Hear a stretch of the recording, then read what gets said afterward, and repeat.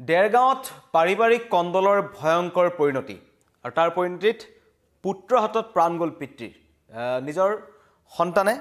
হত্যা কৰিছে এজন ব্যক্তিক নাম হৈছে তিলেশ্বৰ গগৈ তিলেশ্বৰ গগৈ নামৰ ব্যক্তিজনৰ মৃত্যু হৈছে আৰু তেওঁক হত্যা কৰিছে সুৰেন গগৈ পুত্ৰৰ নাম গতিকে বিহুৰ দিনটোতেই এই দেৰগাঁৱৰ যি ঢেকিয়াল গাঁও আছে সুমনি গাঁও ঢেকিয়ালৰ তাত এই ঘটনা সংঘটিত হ'ল সমগ্ৰ ঘটনাৰ আঁৰত কিন্তু আছে অবৈধ খুৰা যিজন ব্যক্তিক হত্যা কৰা হ'ল তিলেশ্বৰ গগৈ তেখেতে ঘৰৰ কাষতে এটা অবৈধ এটা মদ নিৰ্মাণ কৰিছিল অবৈধ খুৰা বিক্ৰী কৰিছিল আৰু সেই ব্যক্তিজনে দীৰ্ঘদিন ধৰি নিজৰ পৰিয়ালৰ ওপৰত আক্ৰমণ কৰিছিল মাৰপিট কৰিছিল হাই কাজিয়া কৰিছিল নিজৰ পত্নীৰ ওপৰত অকথ্য নিৰ্যাতন চলাইছিল আৰু কিন্তু এটা সময়ত ধৈৰ্যৰ বান ছিঙিল বুলি কৈছে এই যিজন পুত্ৰ সুৰেন গগৈ তেওঁ এখন চুকা অস্ত্ৰৰে নিজৰ পিতৃক আঘাত কৰে আৰু যাৰ ফলত এই তিলেশ্বৰ গগৈ নামৰ ব্যক্তিজনৰ মৃত্যু হৈছে সকলোৱে কৈছে যে দীৰ্ঘদিন ধৰি যেহেতু অবৈধ চুলাই মদৰ ভাটি আছিল নিজৰ ঘৰৰ কাষতে আৰু দীৰ্ঘদিন ধৰি সেই অঞ্চলটোত এই চুলাই মদৰ ভাটিটোৰ বাবে এটা বেয়া প্ৰভাৱ পৰি আছিল একাংশ লোক তালৈ আহিছিল মদ খাইছিল আৰু কালিৰ দিনটোতো যেহেতু আজি এই ঘটনা সংঘটিত হ'ল কিন্তু কালিৰ পৰা তেওঁ হাতত এখন চুকা অস্ত্ৰ লৈ যিজন ব্যক্তিক হত্যা কৰা হ'ল তিলেশ্বৰ গগৈয়ে নিজৰ ঘৰৰ তামোল গছ কাটিছিল খাচি গছ কাটিছিল আৰু গালি পাৰি আছিল দিনৰ দিনটোৰ পৰা নিজৰ পৰিয়ালক গালি পাৰিছিল পত্নীক গালি পাৰিছিল সন্তানক গালি পাৰিছিল ডাঙৰজন সন্তান থাকিব নোৱাৰি ওলাই গৈছিল ঘৰৰ পৰা আজি পুৱাৰ ভাগত ঘৰৰ পৰা ওলাই যায় আৰু কিন্তু যিজন কনিষ্ঠ সন্তান আছিল সুৰেন গগৈ এটা সময়ত ধৈৰ্যৰ বান ছিঙিল বুলি কৈছে যাৰ ফলত সুৰেন গগৈয়ে হাতত থকা চুকা অস্ত্ৰখনে নিজৰ পিতৃক তিলেশ্বৰ গগৈক আক্ৰমণ কৰে যাৰ ফলত তিলেশ্বৰ গগৈ থিতাতে মৃত্যু হয় আৰু এই ঘটনাই এতিয়া এই যি দেৰগাঁৱৰ যি সুমনি গাঁও আছে ৰাংঢালিৰ সমীপৰ এই তাত কিন্তু এতিয়া বিহুৰ দিনটোত এই ঘটনাই কিন্তু এটা চাঞ্চল্যৰ সৃষ্টি কৰিছে কাৰণ অবৈধ খুৰাৰ প্ৰচলন সেই অঞ্চলটোত দীৰ্ঘদিনৰ পৰা আছে আৰু একাংশ স্থানীয় ৰাইজে কৈছে সেই অঞ্চলটোত অবৈধ খুৰাৰ প্ৰচলনৰ বাবে ইয়াৰ পূৰ্বেও এনে বহু ভয়ংকৰ ঘটনা সংঘটিত হৈ আছে পাৰিবাৰিক কন্দল চলি আছে একাংশ উঠি অহা যুৱক সেই মদৰ ঘাটিসমূহলৈ আহে আৰু নিশা হ'লেই তাত তেওঁলোকে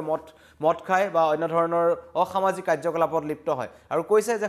সমাজত এটা বিৰূপ প্ৰভাৱ পৰিছে সেইবোৰ বন্ধ কৰিব লাগে আৰু আবকাৰী বিভাগৰ বিৰুদ্ধে প্ৰশ্ন তুলিছে যে আৰক্ষী আৰু আবকাৰী বিভাগ থকাৰ পাছত কেনেদৰে এই অবৈধ চুলাই ঘাটিবোৰ চলি আছে সেইবোৰ বন্ধ কৰিবৰ বাবে কিয় ব্যৱস্থা গ্ৰহণ নকৰে সেইটোক লৈ আছে যে মেনেজ কৰি আছে নেকি আৰক্ষী বা আবকাৰী বিভাগক কাৰণ স্থানীয় লোকৰ মন্তব্য আহিছে আমি শুনাম আপোনালোকক কিন্তু তাৰ আগতে কৈছোঁ যে একাংশ স্থানীয় লোকৰ অভিযোগ আবকাৰী বিভাগে জানে যে সেই অঞ্চলটোত অবৈধ চুলাই ঘাটি আছে আৰু এই যিজন ব্যক্তিৰ মৃত্যু হৈছে তিলেশ্বৰ গগৈ তেওঁ বহু দিনৰ আগৰ পৰা নিজৰ ঘৰৰ কাষতেই এটা ফাৰ্ম টাইপৰ এখন বনাই লৈছিল নিৰ্মাণ কৰি লৈছিল য'ত তেওঁ কেৱল মদেই তৈয়াৰ কৰে আৰু তালৈ একাংশ লোকৰ সমাগম ঘটে মদ বিক্ৰী কৰে আৰু নিজৰ ঘৰৰ পৰিবাৰৰ লগত এটা তেওঁৰ পাৰিবাৰিক কন্দল আছিল হাই কাজিয়া চলি আছিল যাৰ ফলত এনেকুৱাবোৰ ঘটনা কিন্তু আৰু বৃদ্ধি পাইছে আৰু অপৰাধজনিত ঘটনা এই অবৈধ চুলাই মদৰ ঘাটিবৰ বাবে বৃদ্ধি পাইছে বুলি কৈছে আৰু এই ক্ষেত্ৰত কিন্তু অতি ৰহস্যজনকভাৱে নিমাত এই দেৰগাঁও আৰক্ষী আৰু আবকাৰী বিভাগ যাক লৈ একাংশ স্থানীয় লোকে প্ৰশ্ন কৰিছে যে কিহৰ কাৰণে তেওঁলোকক মেনেজ কৰে নেকি তেওঁলোকে ধন লয় নেকি ধনৰ বিনিময়ত টকা লৈ এনেকুৱা ধৰণৰ অবৈধ চুলাই ঘাটিসমূহ তেওঁলোকে চলিবলৈ দি আছে নেকি কাৰণ যদিহে আৰক্ষী যদি কয় যে নহয় সেইবোৰ উচ্ছেদ কৰা হয় আৰক্ষীয়ে যদি উচ্ছেদ কৰিব বিচাৰে তেন্তে বিচাৰিব পাৰে কিন্তু ক'ৰবাত নহয় ক'ৰবাত সেইটো হোৱা নাই স্থানীয় লোকে সেইটো কথাই কৈছে যে এই অবৈধ ঘাটিসমূহ কিয় উচ্ছেদ কৰা হোৱা নাই একাংশ স্থানীয় লোকৰ মন্তব্য আহিছে আমাৰ ওচৰত আমি আপোনালোকক শুনাব বিচাৰিছোঁ কি নাম ডাঙৰটোৰ নাম তাৰপিছত মোক হৈছে তই ক'ত আছ মই বোলো বাঠি আছো এই ভণ্টি ঘৰ পৰা লগত আৰু এজন ল'ৰা এটা গৈছিলে তাৰ বাইকত গৈছিলো মোৰ বাইকখন লাইট নগলে দেখি তাৰপৰা তাক থৈ পেলাই মই বাঢ়ি আহিছো বোলে এই দেউতা কাটিলে আহি পাইছো দেউতা নাই ক'ত কাটিলে ওচৰত মানে য'ত দেখিছিলে তাতে কাটিলে ফাৰ্ম নে এখন কি ফাৰ্ম নহয় তাত দেউতা থাকে মাল চাল বনাই মানে ডাঙৰ হেৰি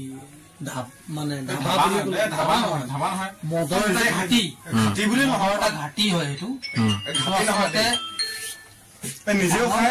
মই নিজে ফটো মাৰি চাইছো আপুনি কিন্তু মাল বনাই আৰু মদ খাই পুৰা মালৰ কাজিয়া লাগে অসমীয়া সমাজত মদ কোনে খায় দেউতাই মদ খায় মালত পুৰা কাজিয়া লাগে আহি পেলাই মই সুধা নাই তামোল গছজোপা কাটি প্লাষ্টিকত বেক চাইডে চাব পাৰে আৰু সাঁচি গছ দিলে তাৰপিছত মই তেতিয়াই মই নিজে গুচি গলো ঘপালে মানে মই নিজে কামত গলো তাৰপিছত মই চাউল কেইটামান লৈ পেলাই খুন্দি দিবলৈ গ'লো এই ঘৰত মানে অত্যাচাৰ চলাই মদ খাই নেকি এতিয়াই নহয় মই কমপ্লেইনত দিয়াও আছে বাৰু এতিয়া মৰি যোৱাৰ পিছত বাৰু সেইটো মই ক'ব নাই নালাগে কোৱা যে দেউতাই দেউতাই আৰু কিন্তু যে এতিয়া যে নাই মই সেইটো সেইকে নাই কোৱা কিহৰ কাৰণে আজি কাটিলে বাৰু আপোনাৰ ভাইটিয়ে হয় মোৰ দাদা হয় দাদা হয়। মই থকাহে মই আপোনাক সেইটো কথা সুধিব লাগে তাক মই তাক সুধি আপুনি মোক সোধাটো বাদ দিয়ক কাটিলে কেলে গম পোৱা নাই আপোনাক কি ক'ম দাদা সেই কথাটো তাক মই সুধিবলহেঁতেন আপুনি এতিয়া মোক সুধি কি পাব সেইটো হয় বাৰু আপোনালোকে কিবা জানে নেকি বোলো কি জানে মই নাই বুলি কৈছো আজি আমাৰ দেৰগাঁও সমষ্টিৰ থলুকীয়া গাঁৱত এটা খবৰ পালোঁ যে বিভিন্ন ঠাইত ওলালে যে পুতেকে দেউতাকক মানে হত্যা কৰিলে এনেকুৱা এটা খবৰ পালোঁ কিন্তু আহি দেখিলোঁ ইয়াৰ যিটো পৰিস্থিতি আচলতে মদৰ বাবেই এই গোটেই মানে এনেকুৱা ধৰণৰ এটা ঘটনা সংঘটিত হ'ল বুলি এটা অনুমান হয় যিহেতুকে তিলেশ্বৰ গগৈ বোলা যিজন ব্যক্তি সেই ব্যক্তিজনে মদ বিক্ৰী কৰে আৰু তাতে মদৰ মানে চুলাই ঘাটি আছে আৰু তাতে দেখিছোঁ গোটেই মানে কলগছৰ পৰা আৰম্ভ কৰি প্ৰত্যেকটো গছ কাটি কুটি একদম তহিলং কৰি ৰাখিছে আৰু হয়তো এনেকুৱা এটা লাগে যেন তেখেতে মদ খোৱাৰ পিছত তেওঁৰ যি অত্যাচাৰ সেই অত্যাচাৰ অতিষ্ঠ হোৱাৰ পিছতে হয়তো কোনোবাই তেখেতক হত্যা কৰিলে ইতিমধ্যে অভিযোগ উঠিছে কোনোবাই কৈছে যে পুতেকে হত্যা কৰিছে কিন্তু এতিয়ালৈকে যে পুতেকে হত্যা কৰিছে বুলি কোনো ধৰণৰ তেনেকুৱা ধৰণৰ এতিয়ালৈকে প্ৰমাণ পোৱা নাই কিন্তু এটা কথা অনুমান হয় গোটেই ঘটনাবিলাক মদৰ বাবেই হৈছে আৰু গোটেই পৰিৱেশটোৱে আছিলে মদৰ ঘাটি তাত ডাঙৰ ডাঙৰ বটুৱা তাত মদ বনাই থকা বটুৱা আৰু সেই মানুহজনে অকলে থাকে তাতে মদ বনাই মদ বিক্ৰী কৰে আৰু এই চুমনি আৰক্ষী থানাৰ অন্তৰ্গত অৰ্থাৎ দেৰগাঁও থানাৰ অন্তৰ্গত এতিয়াও বিভিন্ন ঠাইত মদ বিক্ৰী কৰি আছে আৰু প্ৰশাসন ব্যৰ্থ হৈছে প্ৰশাসনৰ বিভিন্ন বুজাবুজিতে আজি মদ চলি আছে নে এক্সাইজৰ বুজাবুজিত চলি আছে এইটো সকলোৱে বুজি পায় কিন্তু মদ যদি বন্ধ নকৰে মদৰ ঘাটিবিলাক যদি উচ্ছেদ নকৰে কিন্তু এনেকুৱা ঘটনাবিলাক পুনৰাবৃত্তি হৈ থাকিব সমাজৰ পৰা আমি প্ৰশাসনক আহ্বান জনাম যে কঠোৰভাৱে এই অঞ্চলত গঢ় লৈ উঠা প্ৰত্যেকটো মদৰ ঘাটি বন্ধ কৰিব লাগে আৰু এনেকুৱা ধৰণৰ ঘটনা যাতে ভৱিষ্যতো নহয় তাৰ বাবে আমি চকু দিব লাগিব আৰু এনেকুৱা ঘটনাবিলাকত আচলতে এই মদটো বন্ধ কৰিবই লাগিব এটা ওচৰ অঞ্চলৰ আগতে এনেকে পিতেকে বাপেকক হত্যা কৰা কিবা অভিযোগ উঠিছে যদিও ঘটনা ঘটিছেনে আগত তেনেকুৱা ঘটনা মানে এতিয়ালৈকে ঘটা নাই কিন্তু তেনেকুৱা মদৰ বাবেই আজি দেৰগাঁও থানাৰ অন্তৰ্গত চুমনি আৰক্ষী থানাৰ অন্তৰ্গত বিভিন্ন ঠাইত বিভিন্ন সময়ত এনেকুৱা অপ্ৰীতিকৰ পৰিস্থিতিৰ সৃষ্টি হৈ থাকে আৰু সকলোৱে জানে এটা অপেন চিক্ৰেট কিন্তু সেই মদৰ বিৰুদ্ধে কিন্তু প্ৰশাসন আৰু এক্সাইজ কিয় কঠোৰ নহয় সেইটো এটা ৰহস্যৰ বিষয় হৈ পৰিছে আৰু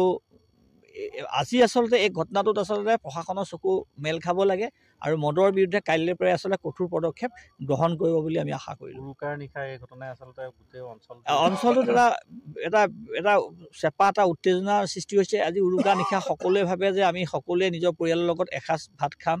একেলগে খাম হাঁহিম কিন্তু তেনে এটা সময়তে এই ঘটনাটোৱে অঞ্চলটোত এটা দুখৰ এক পৰিৱেশ সৃষ্টি কৰিছে যিটো পৰিৱেশত আজি নতুন প্ৰজন্ম বা আমাৰ সৰু সৰু ল'ৰা ছোৱালীবিলাকৰ ক্ষেত্ৰত এটা বিৰূপ প্ৰভাৱ পৰিব এনেকুৱা প্ৰভাৱ বা এনেকুৱা ধৰণৰ পৰিস্থিতি সৃষ্টি যাতে নহয় তাৰ কাৰণে কিন্তু প্ৰশাসনে আগতীয়াকৈ মদৰ দোকানবোৰ বন্ধ কৰিব লাগে হয় শুনিলে কেনেকৈ এই ঘটনাটো সংঘটিত হ'ল কেৱল মদৰ বাবেই আৰু এই তিলেশ্বৰ গগৈ নামৰ ব্যক্তিজনে কিন্তু দীৰ্ঘদিনৰে পৰা পৰিয়ালৰ লগত অত্যাচাৰ কৰি আছিল আৰু এই সন্দৰ্ভত পুত্ৰই ইতিমধ্যে কৈছে এই সন্দৰ্ভত স্থানীয় থানাত এখন এজাহাৰ তেওঁলোকে দাখিল কৰিছিল আৰু এই এজাহাৰখনৰ পিছত আৰক্ষীয়ে কোনো ধৰণৰ ব্যৱস্থা গ্ৰহণ কৰা নাছিল আৰক্ষীয়ে ব্যৱস্থা গ্ৰহণ কৰিব লাগিছিল সময় থাকোঁতে আৰু সেই বিশেষকৈ সেই অবৈধ মদৰ ঘাটিটো যদি বন্ধ হ'লহেঁতেন তেনে নিশ্চয় আজি এই বিহুৰ দিনাখন এই জঘন্য ঘটনাটো সংঘটিত নহ'লহেঁতেন ইতিমধ্যেই আৰক্ষীয়ে গ্ৰেপ্তাৰ কৰিছে হত্যাকাৰী সুৰেন গগৈক যে পিতৃক যাৰ হাতত পিতৃৰ প্ৰাণ গ'ল তিলেশ্বৰ গগৈ কিন্তু সমগ্ৰ ঘটনাটো এনেকুৱা নহয় যে সেই সন্তানে কিবা আশেষ লৈ মাৰিছে পিতৃক এতিয়া স্থানীয় লোকৰ যি মন্তব্য আহিছে সেই ব্যক্তিজনে দীৰ্ঘদিন ধৰি সুৰাৰ ৰাগীত মাতাল হৈ পৰিয়ালৰ লগত অকথ্য নিৰ্যাতন চলাইছিল অশান্তি কৰিছিল ঘৰত আৰু কেৱল দিনৰ দিনটো তেওঁ মদৰ ভাটিতে থাকিছিল মদ বনাইছিল মদ বিক্ৰী কৰিছিল তেওঁৰ কামেই আছিল সেইটো গতিকে সেইজন ব্যক্তিক নিজৰ পুত্ৰৰ হাতত তেনেকুৱা এজন ব্যক্তিৰ প্ৰাণ গ'ল আৰু যি ঘটনাই বিহুৰ দিনাখন এই দেৰগাঁও চুমনি গাঁৱত এতিয়া এক চাঞ্চল্যৰ সৃষ্টি কৰিছে আৰক্ষী ইতিমধ্যে সুৰেন গগৈক ধৰিছে কিন্তু স্থানীয় যিসকল লোক আছে একাংশ সচেতন লোক আছে তেওঁলোকে মন্তব্য কৰিছে পুনৰ যাতে এনে ঘটনা সংঘটিত নহওক কাৰণ এনে ঘটনা সংঘটিত হ'ব পাৰে সেই অঞ্চলটোৰ আশে পাশে এতিয়াও বহু অবৈধ মদৰ ঘাটি চলি আছে চুলাই বিক্ৰী কৰা হয় আৰু সেইবোৰত একাংশ উঠি অহা যুৱক তাত যায় তেওঁলোকে নিশা হ'লে তাত সুৰাপান কৰে পৰিয়ালৰ লগত আহি পেলাই মাৰপিট কৰে ঘৰত অশান্তি কৰে গতিকে পাৰিবাৰিক কণ্ডলৰ অন্যতম এক কাৰণ এই চুলাই মদ অবৈধ ঘাটিসমূহ যিবোৰ বন্ধ হ'ব লাগে আৰু যি এই অবৈধ ঘাটিসমূহ উচ্ছেদ কৰাৰ ক্ষেত্ৰত আমি দেখা পাওঁ মাজে মাজে আবকাৰী বিভাগ যায় তেওঁলোকে বাতৰি প্ৰচাৰ হয় কিন্তু যি দেৰগাঁও যি আবকাৰী বিভাগ আছে যি এতিয়া কুম্ভকৰ্ণৰ নিদ্ৰাত আছে তেওঁলোক সাৰ পাওক এইটো আশা কৰিম কাৰণ এজন ব্যক্তিৰ প্ৰাণ গৈছে বহু পৰিয়ালৰ ঘৰ ভাঙিছে অশান্তি হৈছে গতিকে তেওঁলোকৰ যিটো কাম যিভাৱে তেওঁলোকক চাকৰিত ৰখা হৈছে তেওঁলোকে নিজৰ কামখিনি কৰক আৰু এই অবৈধ চুলাই ঘাটিসমূহ তেওঁলোকৰ যি লেনদেন আছে স্থানীয় ৰাইজে ইতিমধ্যে অভিযোগ কৰিছে যে আবকাৰী বিভাগৰ লেনদেন আছে তেওঁলোকে পইচা লয় যাৰ বিনিময়ত এইবোৰ তেওঁলোকে চলিবলৈ দিছে গতিকে তেনেকুৱা যদি অভিযোগ যিহেতু তেওঁলোকৰ ওপৰত উত্থাপন হৈছে তেওঁলোকে সেইখিনি পৰিষ্কাৰ কৰক তেওঁলোকে আহক আৰু এই অবৈধ চুলাই ঘাটিবোৰ উচ্ছেদ কৰি এখন সুস্থ সমাজ গঢ়াত তেওঁলোকে অৰিহণা যোগাওক ধন্যবাদ